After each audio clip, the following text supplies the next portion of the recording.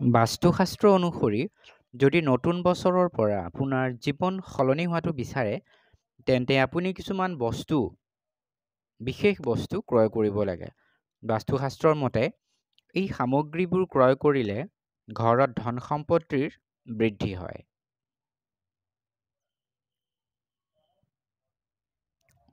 বাস্তুশাস্ত্ৰ অনুসৰি লক্ষ্মী দেৱীৰ কৃপা লাভ কৰিবলৈ নতুন বছৰত কিছুমান বস্তু ক্ৰয় কৰিব লাগে।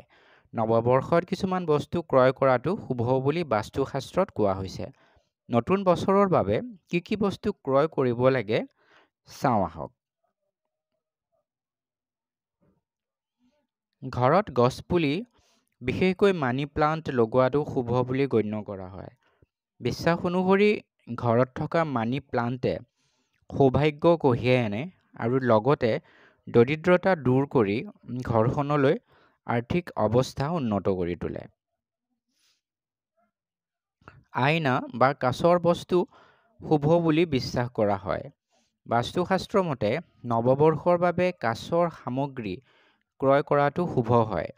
আপুনি আইনা, চশমাকে ধৰি বহু বস্তু ক্ৰয় কৰিব পাৰে। ঘৰত আইনাখন উত্তৰ দিশত মুখ কৰি লগোৱাটো ভাল হ'ব। লাফিং বুদ্ধাৰ মূৰ্তি ক্ৰয় কৰিলে ই ঘৰখনত সুখ আৰু সমৃদ্ধি কঢ়িয়াই আনে বুলি বিশ্বাস কৰা হয়। বাস্তুশাস্ত্ৰত কোৱা হৈছে যে এই মূৰ্তিটোৱে পৰিয়ালৰ সদস্যৰ মাজত প্ৰেম বৃদ্ধি কৰিব আৰু লগতে আপোনাৰ উপাৰ্জনো বৃদ্ধি কৰিব। বাঁহগছক বাস্তুশাস্ত্ৰত সমৃদ্ধি আৰু দীৰ্ঘায়ুৰ প্ৰতীক বুলি কোৱা হয়। এই বাঁহগছজোপা ঘৰত থকা ঋণাত্মক শক্তিৰ বাহিৰ কৰে আৰু ইয়াক ঘৰত প্ৰৱেশৰ পৰা ৰক্ষা কৰে। বাস্তুশাস্ত্ৰই এই উদ্ভিদে ধন আকৰ্ষণ কৰে বুলি কোৱা হৈছে। বাঁহৰ গছ ঘৰত ৰাখিলে পৰিয়ালৰ লোকৰ স্বাস্থ্যৰ উন্নতি হয় বুলি বিশ্বাস কৰা হয়।